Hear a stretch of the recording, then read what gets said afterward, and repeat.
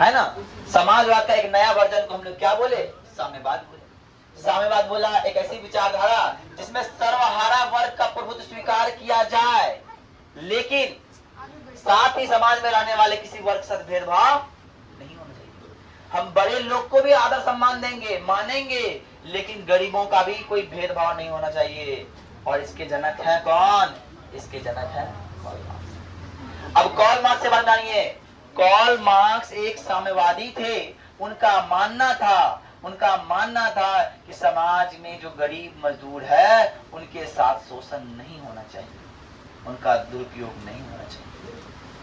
और ये जो क्रांति हुई है साम्यवाद समाजवादी क्रांति जो पढ़ रहे हैं, ये कोई लड़ाई वाला क्रांति नहीं है, एक मनमुटाव की क्रांति है। एक उद्योगपति के द्वारा एक मजदूर पर जो अत्याचार किया जा रहा है उसके लिए क्रांति है ना।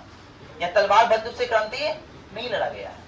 आइए अब कार्ल मार्क्स से जानते हैं। इनका जन्म जो हुआ है 5 मई 1818 ईस्वी को जर्मनी के राइन ब्रांड में हुआ था। और कहाँ हुआ था, तो टियर नगर में हुआ था। कहाँ हुआ था, कहाँ हुआ था, टियर नगर में। और इसका धर्म था यहूदी धर्म। कौन धर्म था, यहूदी धर्म। इनके पिताजी हेनरिक मार्क्स थे जो पेशे से वकील थे।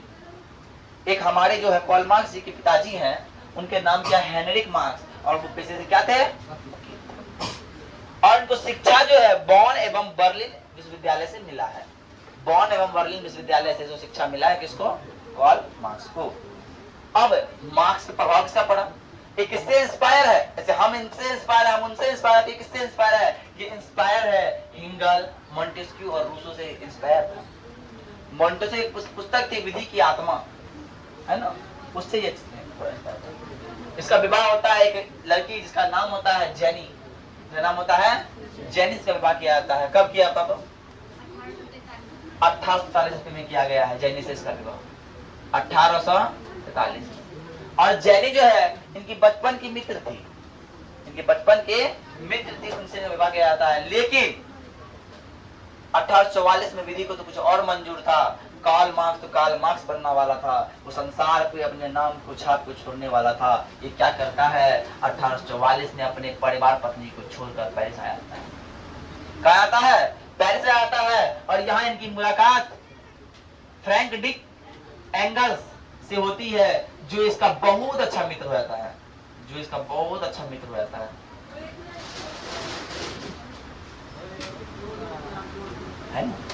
लेकिन बहुत अच्छा मित्रता के बाद अब वो साथ में रहने लगता है। अब उसके बाद विचार मिलने लगता है और धीरे धीरे दोनों क्या करता है, एक प्रकार से इस चीज को साम्यवाद को बढ़ाने लगता है।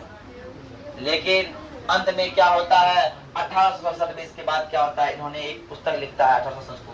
कौन, 1867 में पुस्तक लिखता है जिसका नाम है दास कैपिटल। क्या नाम है, और दास कैपिटल नामक पुस्तक को समाजवादियों का बाइबिल भी कहते हैं। क्या कहते हैं, समाजवादियों का बाइबिल भी कहते हैं। और अंत में इस महान व्यक्ति का व्यक्तित्व समाप्त हो जाता है और वो ईश्वर को प्यारा हो जाता है। वो दिन था 1883। 1883 को इन व्यक्ति का मृत्यु हो जाता है और तब ये मात्र 65 वर्ष की आयु का था। कहते हैं बाबू कि जीवन लंबी नहीं होनी चाहिए, जीवन बड़ी होनी चाहिए। लंबी होने का मतलब हम 100 साल जी लिए पर लोग हमको जान नहीं पाया, लेकिन स्वामी विवेकानंद मात्र 39 साल जिया है। कितना, 39 साल। लेकिन आज भी पूरी दुनिया उनको जान रहा है, उनका जीवन बड़ा है ना, दीर्घकालीन जीवन है उसका। उनके बारे में लोग जब जब आएगा, जब जब वक्त आता जाएगा, हमारा पूर्वज भी उनके बारे में पढ़ेगा, पूर्वज पढ़ा और हमारा आने वाला फ्यूचर भी उसके बारे में पढ़ेगा। अरे पढ़ेगा कि नहीं पढ़ेगा। इसलिए जीवन को लंबा नहीं बड़ा बनाना है ना। अब बड़ा बनाने के लिए समाजवादी बनना पड़ेगा, साम्यवादी बनना पड़ेगा, है क्या ना। ठीक है, तो आज के इतना कार्ल मार्क्स हमने पढ़ लिए। कल हम लोग कार्ल मार्क्स के विचारों को पढ़ेंगे। ठीक है, धन्यवाद।